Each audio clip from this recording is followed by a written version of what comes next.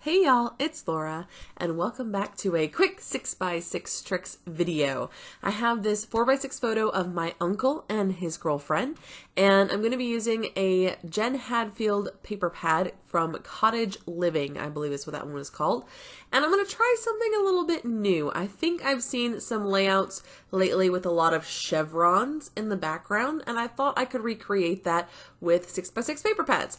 And so I'm going to give that a go. I've pulled out a lot of patterns. Most of them are fairly simple. I've picked a couple of more complicated ones to mix them together and keep the layering interesting, but I'm going to have these simple patterns in between the more complicated ones, and that way they'll be probably a little fit in better, blend in a little bit better together. I am very much limiting the color scheme with this one. You'll see it's mostly pinks and reds, a little bit of green, a little bit of black and white, but not a big broad range of colors, and I do think that helps to make these feel more cohesive. I'm mostly going to be working on the left-hand side of this layout. I have been experimenting lately with not working directly in the center of the page, but working off to one side or another. It's especially fun when you have a two-page spread, and so then you can have one page leaning a little bit to the right and the opposite page a little bit to the left, so they feel a little bit more cohesive together that way. And so this is just a really sweet photo of my uncle and his girlfriend, and they had gone out to dinner. I actually stole this from social media. I think that's a great way to get photos of people in your life that maybe you don't get to see that often, and for them we don't get to see them that much anymore because of the pandemic, and hopefully we'll be able to see them soon. But I really wanted to scrap this photo.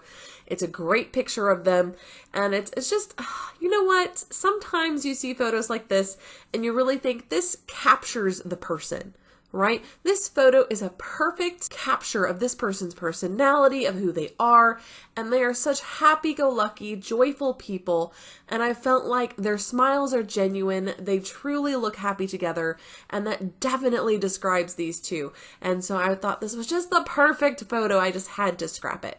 So I'm going to go ahead and cut this 6x6 paper, which has a wood grain, into strips so that I can collage it around the outside of the photo. Because my photo is 6 inches long and I've got a white border on it, obviously a 6x6 paper pad is not going to go all the way around on its own. So by trimming it down and then just paper piecing it around the perimeter of the photo, I get to use it anyway. So for this layout, I am just using this 6x6 paper pad for the patterned paper, and for the embellishments, I'm reaching into my stash kit / secret not secret kit. What I make at the beginning of the month is a partial kit or a small kit from the Secret Not Secret Kit Club, usually about a $20 kit, and then I bulk it up with some stash, and then I try to use up by the end of the month. I haven't been doing great with that lately and actually finishing up the kit, but I am determined this month to make a big dent. And it has a lot of Jen Hadfield, the Avenue, in the embellishments, and so I thought that would work really well because Jen Hadfield tends to use a lot of the same colors from collection to collection, and it ended up working just fine. I wanted to use this happy as the title, but I don't end up letting it stay. I think because it was so off-white, it almost stood out too much, and I really wanted my embellishing to kind of blend in with the design. So as you can see, I'm going to be tucking bits and pieces into these triangles so that it does feel cohesive and not like these are just floating off into the air. Now, when I started this layout, I didn't really think about how I was going to embellish it, and it actually was kind of tricky because I could have just stuck with the top and the bottom, and I will do that mostly, but I also wanted to go off on at least one side of the layout just to have that dynamic embellishing so it's not just a linear piece. I like to look at my style as linear, whimsical. So it starts out linear, and then I add that little bit of whimsy in the embellishing. And that's pretty common for me. Sometimes that comes in form of florals or butterflies. Sometimes it's just in creating a cluster of embellishments that's sort of fun and silly, like this little scene that I'm building here at the bottom right. I've got a couple of houses, a couple of trees, very fall themed, even though this is not a fall photo. This was actually taken in December of 2017, I believe.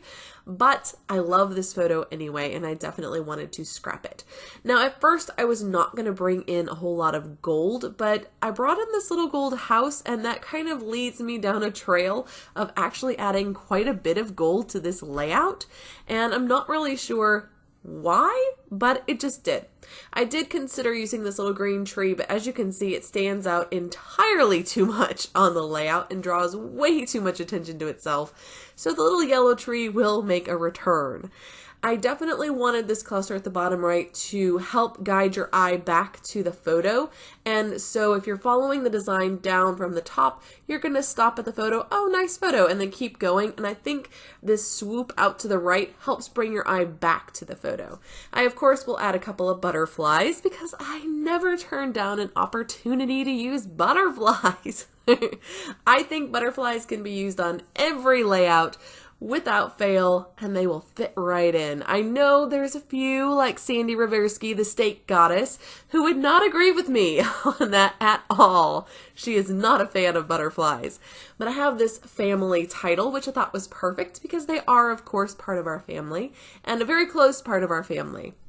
If you haven't seen some of my previous videos and layouts featuring Uncle Larry, he is my dad's youngest brother, and he is a huge part of our day-to-day life most of the time. Back before the pandemic, he would come over with his girlfriend once a week, and we would alternate who made dinner. And quite often he would cook. He's an excellent cook. And we would just visit, and it was so nice to see them on a regular basis and catch up on their lives, and they can catch up on us and see the kids and spend time together. And oh, I'm looking forward to that, you guys. I so want to see them again, and I do really, really miss visiting with them.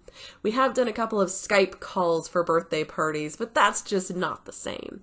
I did pull out some of this twine that is kind of a off-white and gold because there is some off-white in these papers. So I'm trying to tie together that off-white and the white background into each other. I do use a fairly creamy white cardstock from Doris, and so that helps. So it can feel white when it's behind white-based collections, and then it can feel a little creamier when you put it with the off-white collections. And for me, that just makes it a lot easier to use, and it also stands out a little bit on the white board that I use to take my photos at the end of the videos. So having a cardstock, white cardstock that stands out just a little bit is very helpful for that. So I've got my butterflies tucked in, I've got my tags twined, I just can't leave those tags untwined now.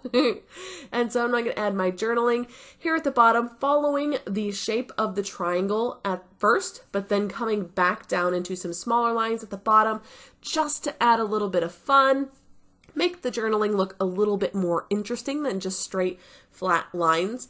And then I'll come in with these gold puffy hearts that are also from the Jen Hadfield Avenue collection, and I really like how this one came out. It is super, super cute. Of course, we're not done because we're just starting the scattering, and then we'll start splattering. So bringing in some black Nouveau for something a little bit different, and spotting those all around the page like enamel dots. I will bring in my gold Nouveau for the butterfly trail because you knew I can't do a layout without it. Considered using it for the butterfly trail and decided it would be a bit much. So I stuck to the gold Nouveau instead, and then I'll bring in some watercolor for splattering this time because I wanted to use some of this metallic black. It's actually more of a gray. We'll call it a dark silver.